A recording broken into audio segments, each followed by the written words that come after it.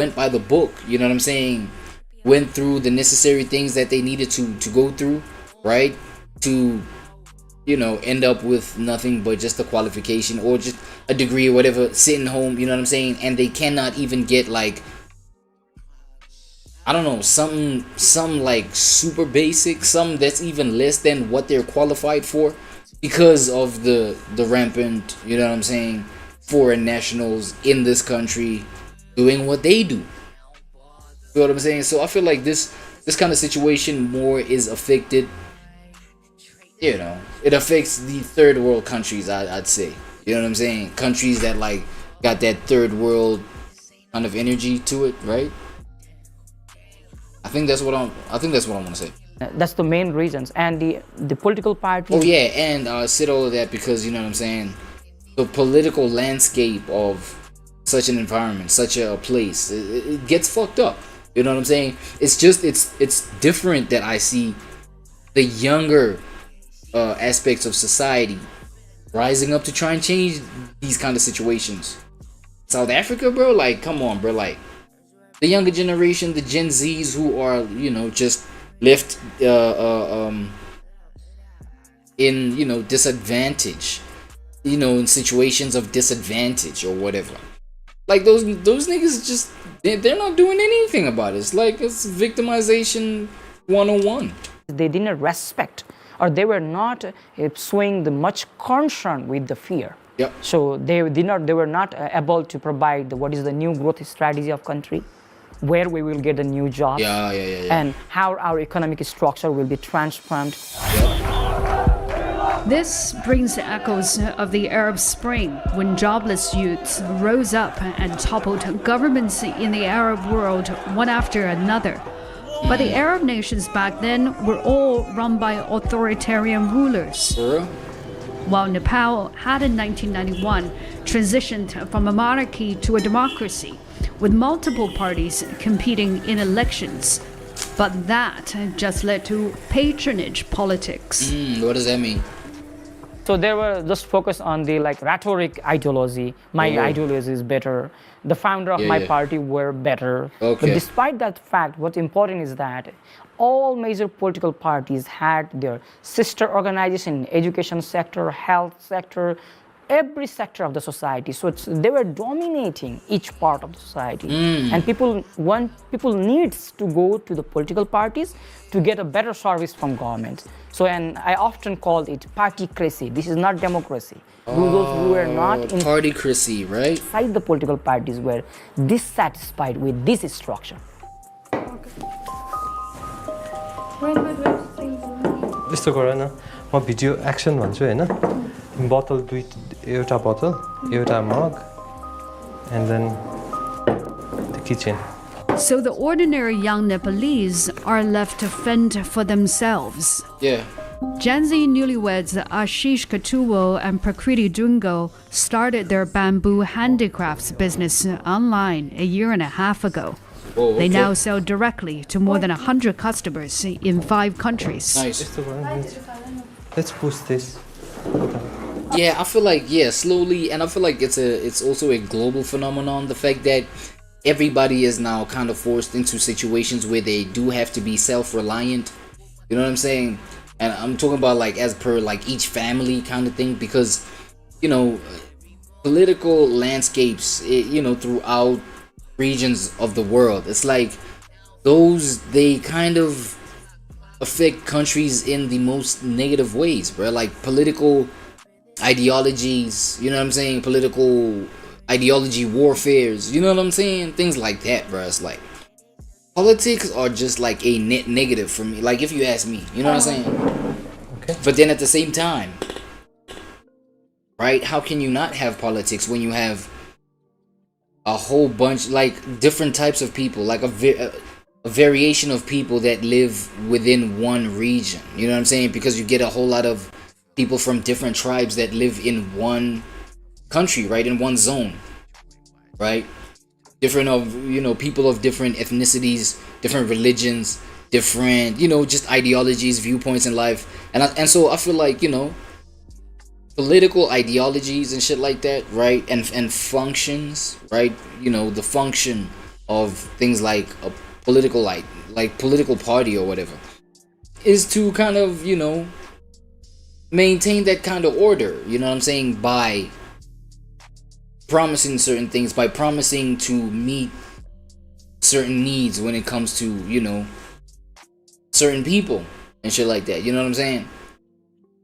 You know, they're a representative of the people, for lack of a better expression, you know what I'm saying? And so therefore there'll always be, you know, a group of people who needs to be represented in a certain way, you know what I mean? And so therefore that representative has to be there to be like, yo, I'm gonna keep just vocalizing, right, expressing the needs of, you know, a set group of people.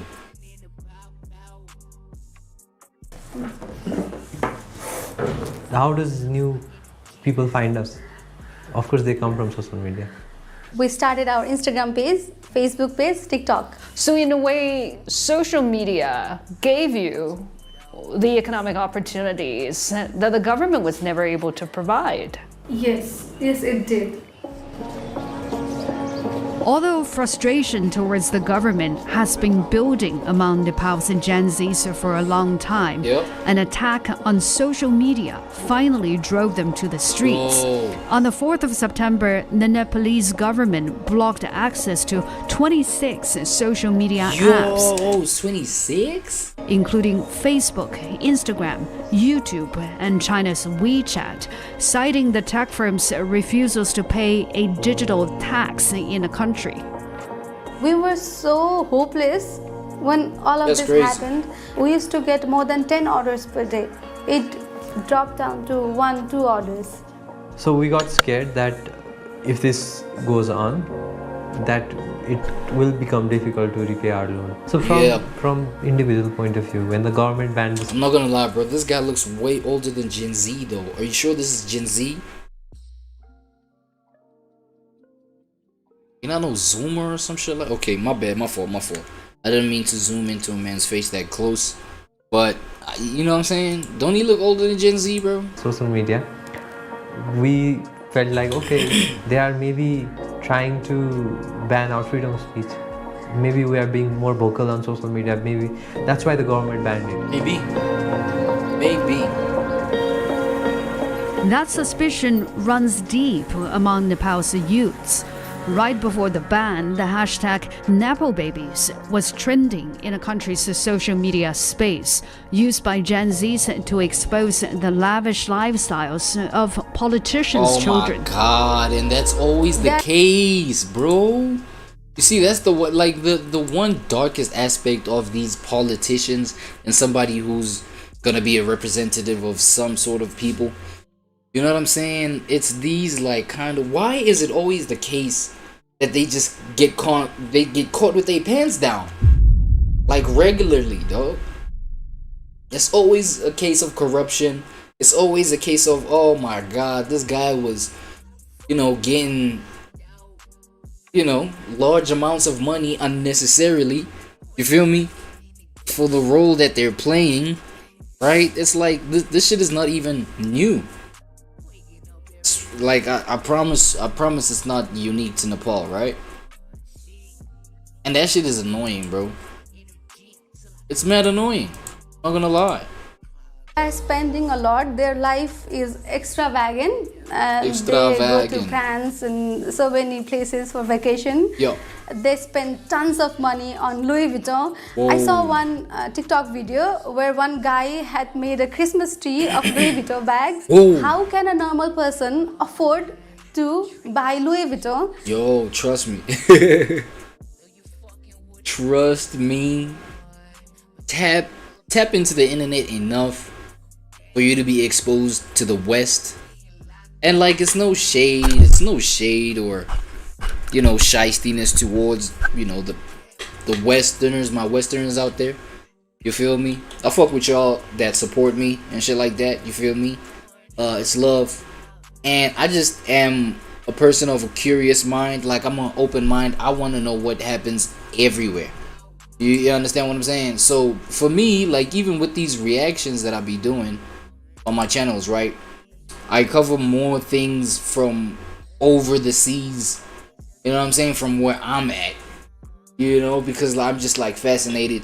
I want to tap into like understanding other, you know, cultures from other regions and things like that. That's a thumbs up for me. Like, you know what I'm saying? It just gets me going. It just gives me just scratches my itch. Right?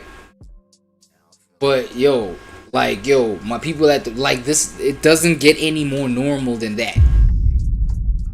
Right? A Christmas tree with nothing but just Louis Vuitton bags. It's like, what? Right? Them peoples over there, they know all about it, man.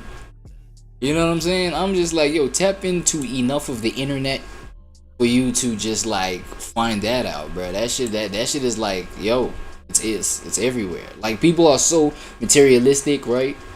That in some parts of the world, this is just like normal life. And make a Christmas tree out of it. Yeah. We are working day and night just to give them all the privileges that they are openly, publicly posting on social media. But then again, in regions like this, these politicians be influenced by whatever is going on in the West, and they want to replicate it in the countries where they at. And for the most part, that's what gets them fucked up. You know you live in a fourth world country, bro. Why the hell are you gonna want to be one of the only people that lives like a first worlder? You know what I'm saying? It does raise eyebrows. Yeah, it's basically unfair. Yeah, we have encountered corruption in this country from all sides of institutions. Like, if you want to register a company, if you want to get a marriage certificate, you have to give money to get a marriage certificate. We went to get married. We invited all our friends. We went on 10. Yeah, nah, but that one, you know, isn't that how it's supposed to go? I don't know. I might be ill-informed, right? Aren't you supposed to like have money to get married anyway? O'clock, and we went there. And I think by the time we got a single document, it took us 10 hours. 10 hours, I think. If we had bribed, it would have been done in 1 hour. Whoa. And there you go. Another aspect of another dark aspect of these kind of individuals. These kind of politicians that you get, you know, on these kind of regions of the world. Bribery. Before the Napal babies they survive off of that shit. Y'all gotta know that. Right? Hashtag reached Nepal, it was already trending in the Philippines. In August, Reddit users shamed children of politicians and contractors who flaunted their luxury purchases. Yeah. Some of their parents were implicated in a corruption scandal involving unfinished flood control projects. A lot of Filipinos were get angry about it because imagine we're drowning, our life is we're sacrificing lives in massive flooding within our communities, and these politicians, public officials, and contractors funded by the tax of Filipino people, their luxurious lifestyle, which is really public, from TikTok to like mainstream media. Terrible. Even as Nepalese Gen Zs overthrew the government, their Philippine counterparts also took to the streets, staging demonstrations in multiple cities throughout September. University student Kaya Menezes helped organize one of these marches. If we will sum all the corrupted peso in this flood control projects alone, it's like 1 billion pesos every day. Every day? Imagine. So that's how big and massive this corruption is. Yeah, nah, you know, countries like this, they leave a whole lot of room for corruption, right? And I'm only saying this because I relate to this kind of energy, bro. Like, I'm dead, you know, within a region that's like, hold on, let me just, oh my god, not this again. You know what I'm saying? I be trying to get to the right scene at the right time, you know what I'm saying? Getting that right timing, but we gonna have to struggle until, you know, my new display screen, my new display aka my new projector, gets here, right? Until the order is shipped and shit. I guess half my screen is just like all black, nigga. Like, you know what I'm saying? Like, but you feel me? I only relate to this because you know, it's a whole lot of corruption that's going on where I'm at. A whole lot of, you know, politicians living off of bribery. You feel what I mean?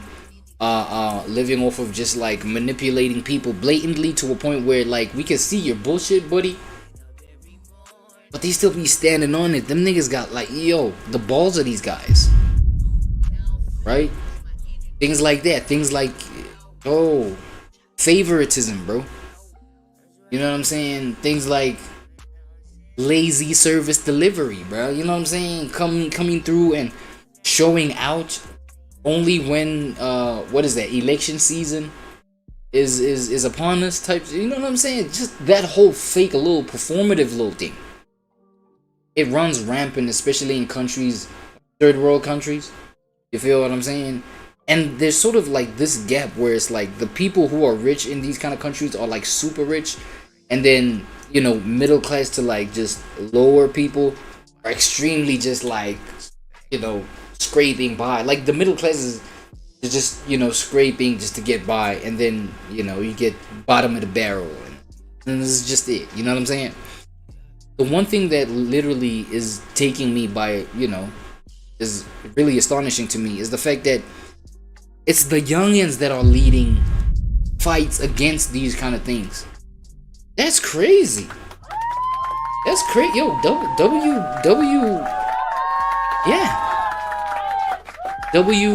Napoleon, God. Napal GENZs. Because what they ended up being the example of getting the older generations up off their ass to fight for something real. That's crazy dope, man. You know what I'm saying? Look, I'm gonna go ahead and take us to, you know, the word for our sponsors type shit. And I gotta see that I'm doing the right thing though. Yo. And then yeah, quick little word from our sponsors, and then we'll be right back. Shit, I don't finna lose my energy till I clock out.